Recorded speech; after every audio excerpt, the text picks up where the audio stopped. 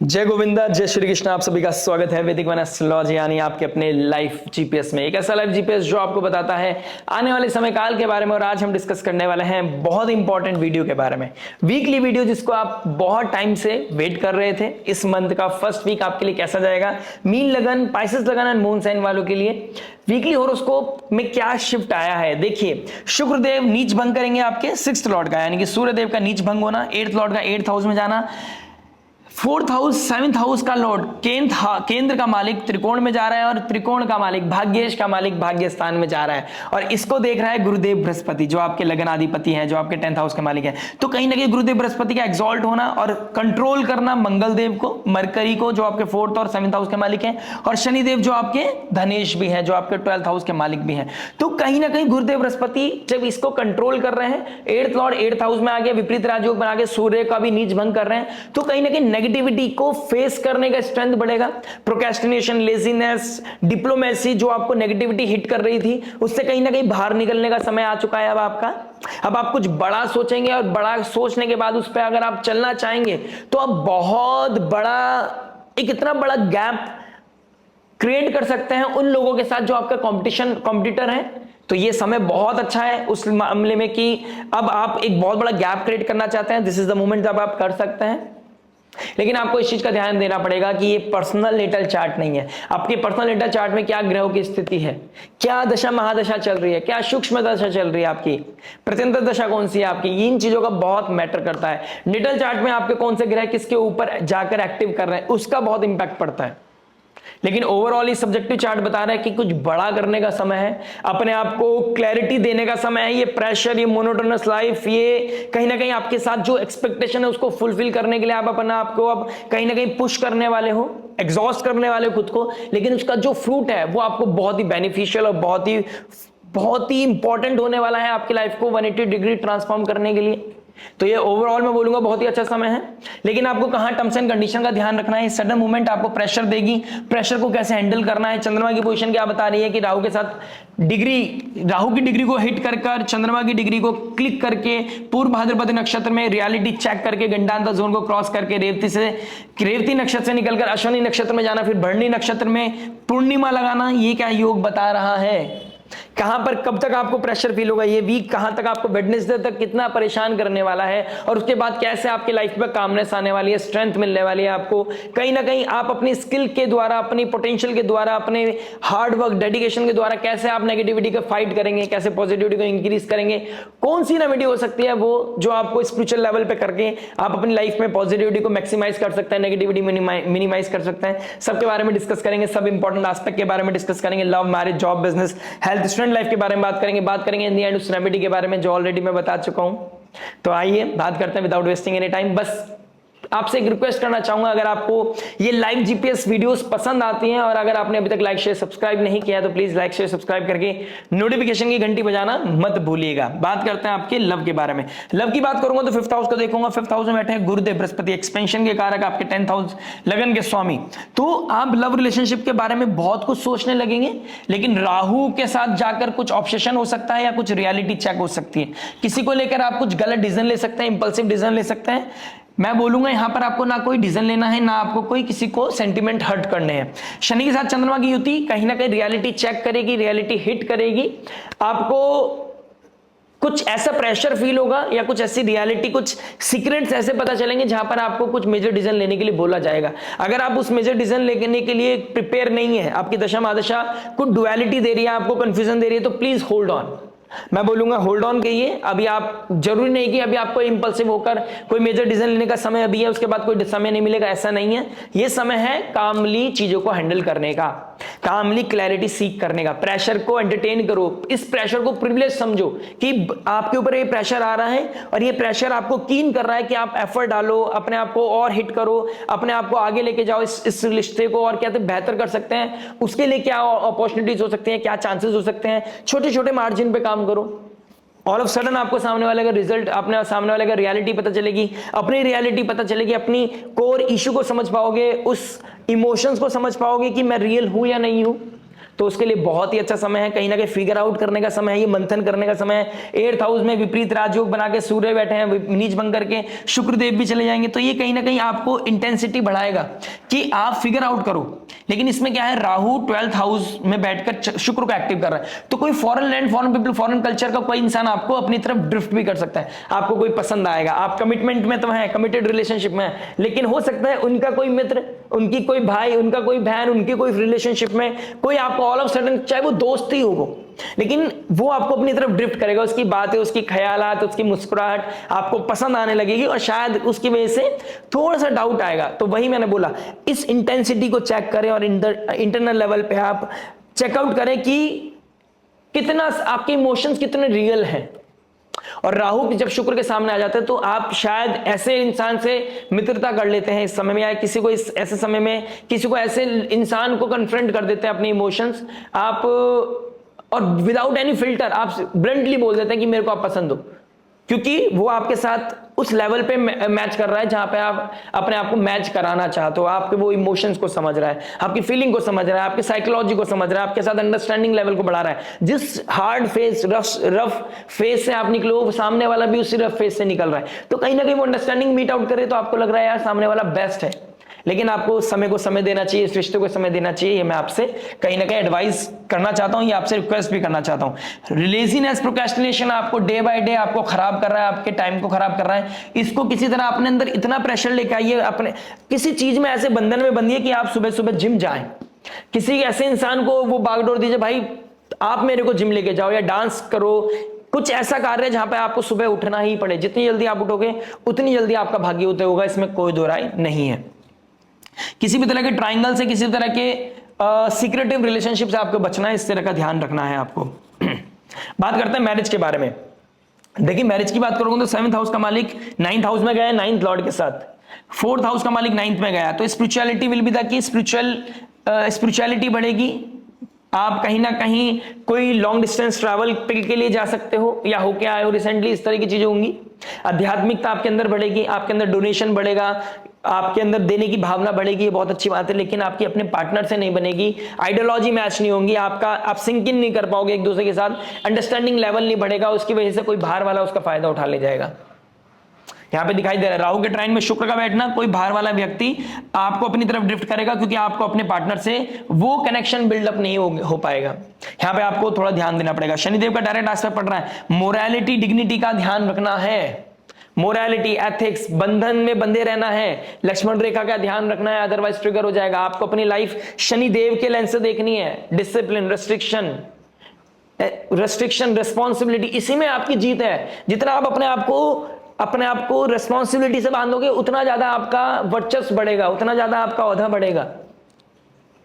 आप एंटरटेनमेंट की तरफ मत जाइए, आप रिस्पॉन्सिबिलिटी की तरफ जाइए, आप अपने कार्य को पूरा कीजिए। इन-लॉज के लिए, इन-लॉज की तरफ से आपको कोई ट्रबल हो सकता है, क्योंकि फादर इन लॉ स्पेशली वहां पे ट्रबल हो सकता है, लेकिन मदर लाइक फिगर के साथ आपको थोड़ा सा बैलेंस करने की जरूरत है, क्योंकि गुरुदेव बृहस्पति का एस्पेक्ट है, तो आप चीजों को हैंडल कर ले जाएंगे, इसमें कोई दो राय नहीं है। अपने एग्रेशन को बचा के रखें, क्योंकि आपकी स्पीच बहुत ज्यादा, आप इमोशनल हो लेकिन आपके शब्दों की वाणी ऐसी हो जाती है कभी कभी बहुत, क्योंकि मंगल है ना, एरीज साइन है आपके 2nd हाउस में, तो आपकी स्पीच, आप इतने प्रैक्टिकल हो जाते हो कभी कभी, क्योंकि इमोशनल हो, इतना ज्यादा पायलन हो जाता है कि आप बहुत प्रैक्टिकल बात करने लग जाते हो, या बहुत हार्श हो जाते हो। एरोगेंस आपके लाइफ में आपकी बातों में झलकने लग जाता है, तो सामने वाला उससे हर्ट हो जाता है, या हर्ट नहीं होता तो आपके दुश्मन बन जाते हैं।